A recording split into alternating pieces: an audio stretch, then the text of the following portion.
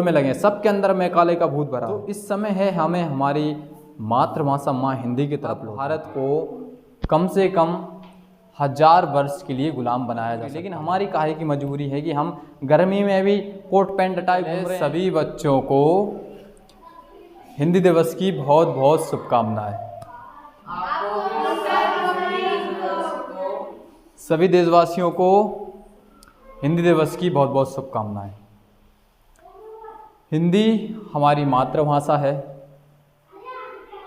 हम सब लोग बोलते हैं हिंदी, समझते हैं हिंदी, तो ये हमारी क्या है, मातृभाषा है। चलिए आज हम हिंदी के ऊपर डिस्कस करते हैं। अगर एक हिसाब से देखा जाए तो हिंदी के साथ काफ़ी नाइंसाफ़ी भी हुई है। हमारे देश की सबसे बड़ी, सबसे ज़्यादा तादाद में बोलने वाली भाषा है हिंदी, और हिंदी को अभी राष्ट्रीय दर्जा नहीं मिला है, यानी कि हमारे देश की अभी तक राष्ट्रीय भाषा घोषित नहीं की गई है। ये सिर्फ राजकीय भाषा है, और कुछ कुछ राज्यों की अपनी अपनी भाषाएं हैं। दक्षिण भारत में हम जाएंगे तो उधर की भाषाएं अलग हैं। हम बस लगे हैं इंग्लिश सीखने, इंग्लिश की होड़ में लगे हैं, सबके अंदर मैकाले का भूत भरा है। हमारी जो मातृभाषा है उसको हम पीछे छोड़ते जा रहे हैं। आज इस समय में संस्कृत जो हमारी देवनागरी भाषा है वो एकदम विलुप्त के कगार पर है, और अब उसी की तरफ हम चल दिए हमारी हिंदी भाषा को लेके। कुछ समय बाद हिंदी भाषा भी विलुप्त हो सकती है, क्योंकि अभी भी हमारा जो दैनिक बोलचाल है उसमें हम हिंदी भाषा का बहुत कम प्रयोग करते हैं। उर्दू है, इंग्लिश है, और वहाँ की अधिक फ्रांसीसी बहुत सारी भाषाएं हैं, उनके शब्द हम बोलते हैं। हम कभी बस में सफ़र करते हैं तो हम जिससे टिकट कटवाते हैं उसका हिंदी के नाम हमें नहीं पता, लेकिन हम जानते हैं उसको कंडक्टर कहा जाता है। ये एक इंग्लिश शब्द है। हम जिससे पढ़ते हैं पुस्तक, पुस्तक का हिंदी में पुस्तक होता है, लेकिन हम उसको किताब बोलते हैं। ये एक उर्दू भाषा है, इसलिए हम हिंदी भाषा को जानते नहीं हैं। मित्र एक हिंदी शब्द है, लेकिन मित्र की जगह हम दोस्त बोलते हैं।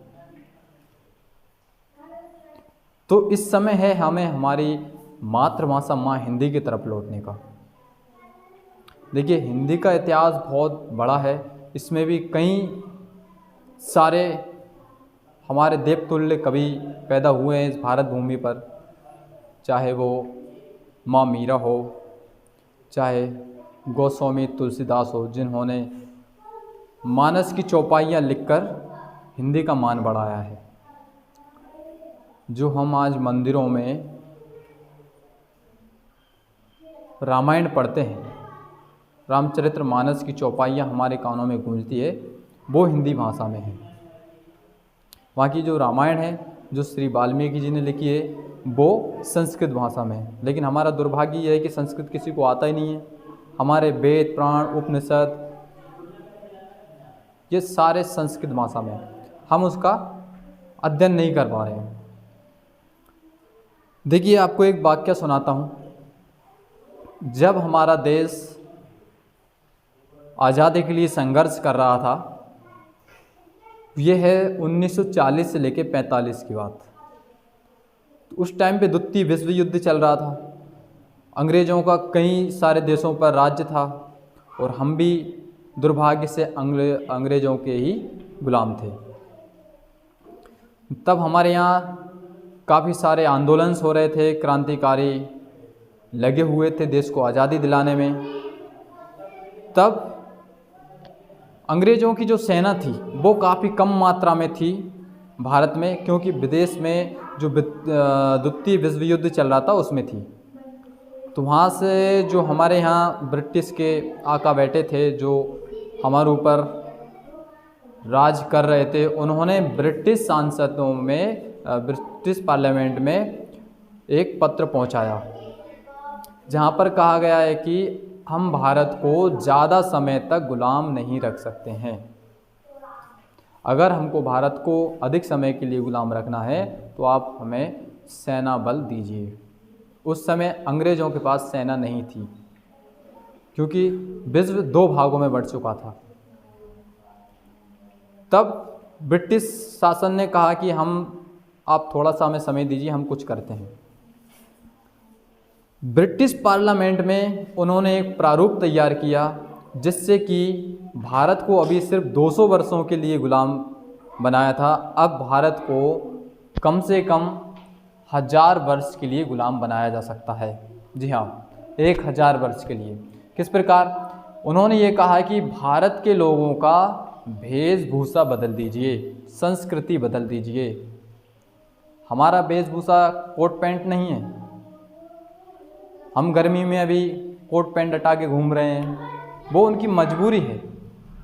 पश्चिमी देशों में लगभग 10 महीने तक ठंड पड़ती, वो उनकी मजबूरी, लेकिन हमारी काहे की मजबूरी है कि हम गर्मी में अभी कोट पैंट हटाए घूम रहे हैं। हमारे यहाँ तो धोती और कुर्ता होता है, साफा होता है, लेकिन हम भी उन्हीं की गदा घेड़ में चल रहे हैं और कोट पैंट हटा के बढ़िया बैठे हैं। दूसरी चीज़ उन्होंने कहा कि भारत की शिक्षा व्यवस्था बदल दीजिए। मैकाले ने जो प्रारूप तैयार किया था, मैकाले ने आके यहाँ पर भारत में हमारी भाषाओं को विलुप्त करने के लिए अंग्रेजी भाषा का चलन किया। मैकाले ने बताया कि भाई जो आप पढ़ रहे हैं हिंदी, संस्कृत, ये तो बहुत बेकार की भाषाएं हैं, आप इंग्लिश सीखिए जो विश्व स्तर पर बोली जाती है।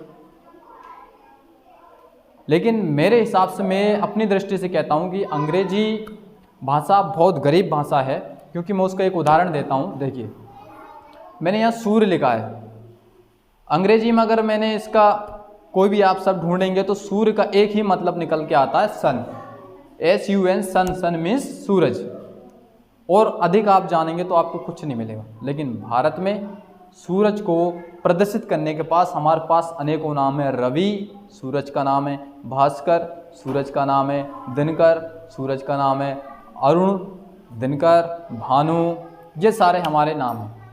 आप इंग्लिश में एक चीज़ और भी गौर करेंगे कि रिश्तों के लिए भी शब्द नहीं है।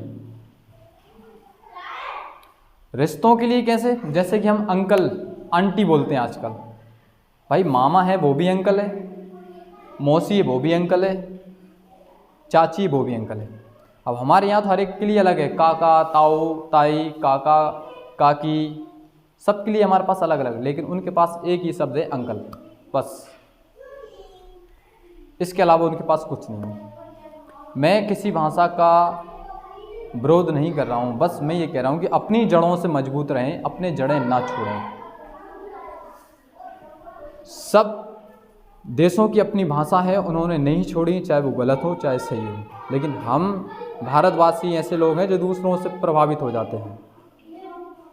विदेशों की एक कमी है कि भाई उनके यहाँ अनाज बहुत कम पैदा होता है, इसलिए उन्होंने फ्रिज बनवा लिया ताकि भाई खाने के बाद जो बच जाता है उसको हम फ्रिज में रख के और अधिक समय के लिए चला सकें। हमारे पास तो 56 भोग है, लेकिन हम क्या कर रहे हैं, उनकी गदा घेड़ चाल में चल रहे हैं। बस पिएंगे तो फ्रिज का पानी, मटके का पानी नहीं पिएंगे। अंग्रेज जो भी कहते हैं वो सब गलत कहते हैं। पहले कहते थे भाई हम देखिए रासायनिक खेती करते हैं, आप जहाँ पर 10 कुंटल निकाल रहे हैं वहाँ हम 20 कुंटल निकाल रहे हैं, आप क्या गोबर से खेती करोगे। अब हम रासायनिक पे आ गए तो वो कह रहे हैं भाई आपके यहाँ तो रासायनिक है, हम यहाँ आपके यहाँ की ना सब्जियाँ लेंगे ना कोई अनाज खरीदेंगे, क्योंकि इसमें पूरा जहर है, केमिकल घुला है। तो भाई जब हम गोबर की खेती कर रहे थे पहले, तब आपने हमें ये पकड़ा दिया, और हम इतने समझदार हैं कि हमने पकड़ भी लिया। अब आप कह रहे हैं कि गोबर की खेती करो, वो तो हम बहुत पहले से जानते हैं गोबर की खेती, लेकिन हम समझदार कुछ ज़्यादा ही हैं, हमें दूसरी चीज़ें बहुत अच्छे से समझ आ जाती है। इसलिए हिंदी भाषा को समझिए, हिंदी भाषा से जुड़े रहिए, क्योंकि ये हमारी माँ है। हम गौ माता को भी माँ बोलते हैं, इस पृथ्वी को भी माँ बोलते हैं, और दूसरा जिसने हमें जन्म दिया उनको माँ बोलते हैं। दूसरी हमारी मातृभाषा, हम भाषा को भी माँ बोलते हैं, हम इसको माँ हिंदी कहते हैं। इसलिए हिंदी दिवस के लिए मैं सबसे यही आह्वान करूँगा कि ज़्यादातर दिनचर्या में हिंदी लेकर आएँ। ऐसा नहीं है कि हिंदी में कोई भविष्य नहीं है, समाज में ऐसे कई सारे उदाहरण हैं, कुमार विश्वास हैं और अधिक लोग हैं जो कवि हैं और अच्छा खासा एक अपना जीवन व्यतीत कर रहे हैं। हिंदी भाषा के महत्ता को समझें और हिंदी भाषा के साथ जुड़े रहें। आप सभी देशवासियों को हिंदी दिवस की बहुत बहुत शुभकामनाएं।